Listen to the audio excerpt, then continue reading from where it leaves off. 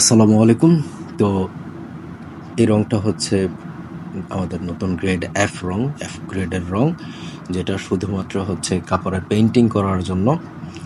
যেটা আপনি সুতি, অর্গানজা, সিল্ক, হাফ সিল্ক, এক কথায় আপনি ইন্ডিয়ান ছোট ছোট কৌটা যে রঙগুলো হয়, সেই রঙগুলো যেসব জায়গায়, যেসব কাপড়ে বা যেভাবে যেভাবে আপনি পেইন্টিং করতে পারতেন, ঠিক সেম টু সেম কাজে আপনি আমাদের গ্রেড এফ রংটা পেইন্টিং করতে পারবেন।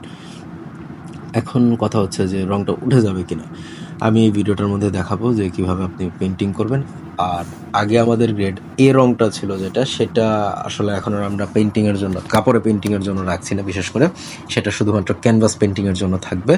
ক্যানভাস, এক কথায় অ্যাক্রিলিক, যেহেতু গ্রেড এ হচ্ছে অ্যাক্রিলিক বেসড রং, আমরা যেটা বুঝাই আজকে রিভিল করে দিচ্ছি।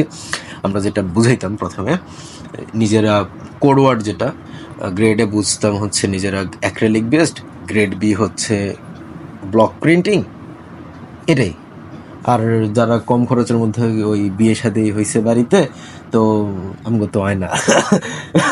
আল্লাহ আল্লাহ আল্লাহর কাছে দোয়া করি। যাই হোক, এখন যারা বিয়ে শাদীর মধ্যে ফ্লোরে আলপনা করার জন্য পেইন্টিং করতে চায়, তো তখন কম খরচের মধ্যে আমাদের গ্রেড বি রংটা তারা ইউজ করে। তাছাড়া কিন্তু আসলে অ্যাক্রিলিক বেসড যেহেতু, তো আপনি গ্রেড এটা করলে ভালো হয়, টেক্সচার ভালো থাকে। আমাদের শেড অনেকগুলো আছে গ্রেডের আসলে। তাছাড়া আছে ক্যানভাস পেইন্টিং, তারপরে ক্যালিগ্রাফির জন্য আমরা কি বলে, সেদিন আমি মেরিসের কালারের সাথে মনমাটে কালারের সাথে কম্পেয়ার করে দেখলাম যে না, ঠিকই তো আছে, খারাপ তো না। আমার কাছে ভালো লাগছে, আপনি নিয়ে ট্রাই করে দেখতে পারেন। অনেকেই নিছে। তো আমাদের একটা কন্টেস্ট চলতেছে, সেই কন্টেস্টের মধ্যে পার্টিসিপেট করে কিন্তু আপনি চাইলে আমাদের থেকে ফ্রি কালার স্যাম্পলগুলো নিতে পারেন। আমরা আপনাদের ফিডব্যাকের জন্য অবশ্যই অবশ্যই অবশ্যই একদম খোলা মনে বসে আছি যে আপনি একটা পরামর্শ দিবেন, একটা কমপ্লেন করবেন, যেটাই করুন সেটা আমরা খুবই সিরিয়াসলি নিব। তো যাই হোক, গ্রেড এফ নিয়ে বলি। গ্রেড এফটার মূল কারণ ছিল হচ্ছে কিছু কাস্টমার বললো যে তাদের নাকি গ্রেডের রঙ উঠে যাচ্ছে, কারণ গ্রেডের যেহেতু অ্যাক্রিলিক বেসড রং, আর সেই রংটার একটু সমস্যা ছিল, আমরা বলবো ছিল, সেটা আসলে গ্রেড এ হিসাবে, অ্যাক্রিলিক হিসাবে ঠিক আছে, কিন্তু কাপড়ের জন্য এটা একটা লং টাইম যখন স্টোর করা হয় তখন এটা কাপড়ের রিয়াকশন দেয়, ব্যাড রিয়াকশন দিচ্ছে। যাই হোক, এই সমস্যার সলিউশন বলে, সমস্যা বলে লাভ নেই, ওটা রিয়েক্টিভেট করছে, ওটা অ্যাক্রিলিক চলে গেছে। এখন আসি ফ্যাব্রিক্সের ক্ষেত্রে খেয়াল রাখতে হবে, কাপড়ের মধ্যে কাপড় ভেদের রং এক এক রকম রিয়াকশন করে। যেমন সুতি কাপড়ে আমি এই কাপড়টা 24 ঘন্টা রাখি না, কিন্তু একদম বিছা হতো, আপনার লাগবেন 24 ঘন্টা। আপনি বেশি, আপনি আমার মতো পাকনা হইতে চান না, আপনি নিজেরটা নিয়মের মধ্যে থাকেন। আমি 12 ঘন্টার মতো রাখছিলাম, 12 ঘন্টাও রাখি নাই, আরও মিছা হতা। আপনি মিনিমাম 24 ঘন্টা রাখবেন, এটা আপনাকে রাখতে হবে, আপনি আমার মতো করলে হবে না। আর আমি সত্যি কথা বলে দিছি, ভিডিওর মধ্যে না বললে আপনি জানতেন না। এমনকি দেখেন, আমার কাছে আয়রন ছিল না, শোরুমে যখন কাপড় নিয়ে গেছি আমার কাছে শোরুমে আয়রন নাই, তো আমি জোগাড় করে নিছি। তো আপনারা এমন সিস্টেম করে নিতে হবে, ঠিক আছে? তারপরে যেমন অর্গানজা কাপড়ে আমি ফার্স্টে করছিলাম কি, মনের ভুলে দিয়া দিছি ডাইরেক্ট, আরে বাবা, তারপর রংটা লেগে গেল আমার কেটলিতে। এরপরে যেটা করছি, এরকম একটা সুতি কাপড় দিয়ে ঢাকনা দিয়ে তারপরে সেটাকে আয়রন করছি। আপনারাও সেটা করবেন। তো যেটা বলতেছিলাম, কাপড়ের রিয়াকশন, অর্গানজা কাপড়ের একরকম রিয়াকশন করছে, কারণ সেটা হচ্ছে পলিস্টার বেস। আর সুতি কাপড় যেটা, সেটার মধ্যে আরেক রকম রিয়াকশন করছে, সেটা হচ্ছে সুতি বা কটন বেসড। যে রিয়াকশনটা করছে অর্গানজার মধ্যে, সেটা হচ্ছে কি, কিছু আমরা পার্টিকেল বলি, ঠিক আছে? পেন্টিং করার পরে কিছু কিছু ছোট ছোট পার্টিকেল আমরা দেখলাম যে সেটা উঠে যাচ্ছে। কারণ আমি ওটা বললাম যে 12 ঘন্টার মতো আমি আর কি, 12 ঘন্টা আমি রাখিনি, খালি শুকাইছে। এরপর আমি আয়রন করে দিয়েছি, আয়রন করে ওয়াশ করে কিছুক্ষণ রাখা, 5 মিনিট 10 মিনিট রেখে ওয়াশ করে দিয়েছি। কারণ আমরা তাড়াতাড়ি করলে আপনি একটু সময় নিয়ে করতে পারবেন, এটাই আমাদের মোটিভ। তো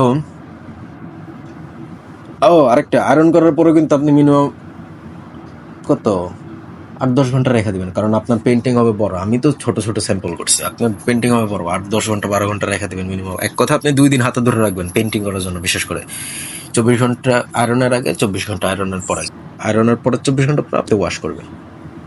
আর অর্গানজার মধ্যে যখন পার্টিকেলগুলো উঠছে, পরে আরেকটা স্যাম্পল ডেভেলপ করছি, যে স্যাম্পলটা কিনা আমার এই যে কাপড়ের ধোয়ার যে নতুন মেশিন যে আছে, সে কাপড়ের জান বাইর করে ফেলেছে। সে আমার 3-4টা স্যাম্পল ছিঁড়া ফেলেছে খালি কাপড় ধুইতে গিয়ে। তারা ধুইতে দিতাম আর কি, সে ছিঁড়া ফেলতো। পরে আমি বললাম যে আচ্ছা তুমি কেমনে দাও, আমি দেখতে চাই তুমি স্যাম্পল কেমনে দাও, আমার সামনে ধুতো। ওর কাপড় ধোয়া দেখে আমি চিন্তা করলাম যে এই কাপড় কি করতেছ হয়, এমনিও মানুষ কাপড় ধোয়, আল্লাহ। আর কি ওর কাপড় ধোয়া দেখে আমি ভয় পাই গেছি। তো আমার পাশের আমার শোরুমের একজন, সে বলল যে হয়তো আজরাইল কাপড়ের আজরাইল, যাই হোক সেটাও দরকার আছে। ওর হাতে সার্ভাইভ করতে পারলে রং সার্ভাইভ করতে পারবে। তো আপনি সুতি কাপড়ের থেকে কোনো পার্টিকেল ওঠে না, একদম স্মুথলি বসে গেছে। কিন্তু অর্গানজা থেকে যখন একটি পার্টিকেল উঠছে, দেন নতুন স্যাম্পল করছিলাম, সেটা আমরা 24 ঘন্টা রাখছি একদম ফুল প্রপারলি। 24 ঘন্টা রাখার পরে যখন আয়রন করে সেটাকে আবার 1 ঘন্টা পরে ওয়াশ করলাম, একদম ফুল পারফেক্ট ছিল রং।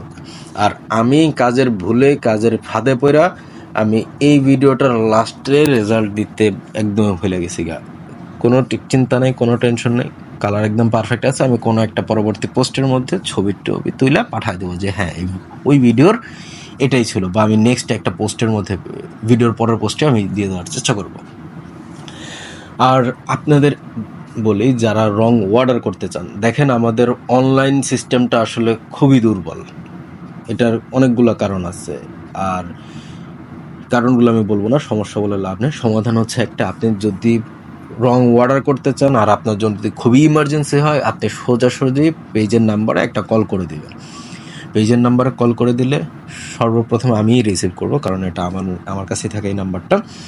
আমি রিসিভ করব, আপনার কাছে আমি অর্ডারটা নিয়ে নিব, বা আমি বলে দিব, পাস করে দিব। আমাদের লোকজন আপনার সাথে তখন ইনস্ট্যান্ট আপনার সাথে কথা বলা শুরু করবে। আপনি যা যা অর্ডার করতে চান সেটা সাথে সাথে নিয়ে নেওয়া হবে। আদারওয়াইজ হয় কি, আমার অনেকগুলো মেসেজ পড়ে থাকে, সত্যি কথা আমি সময় পাই না।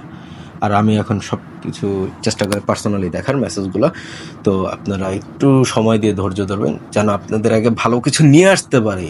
অর্ডার পরে নিলাম, টাকা পয়সা পরে নিলাম, কোনো সমস্যা নেই, কিন্তু আগে ভালো কিছু দিই। তো ভালো থাকবেন, আল্লাহ হাফেজ।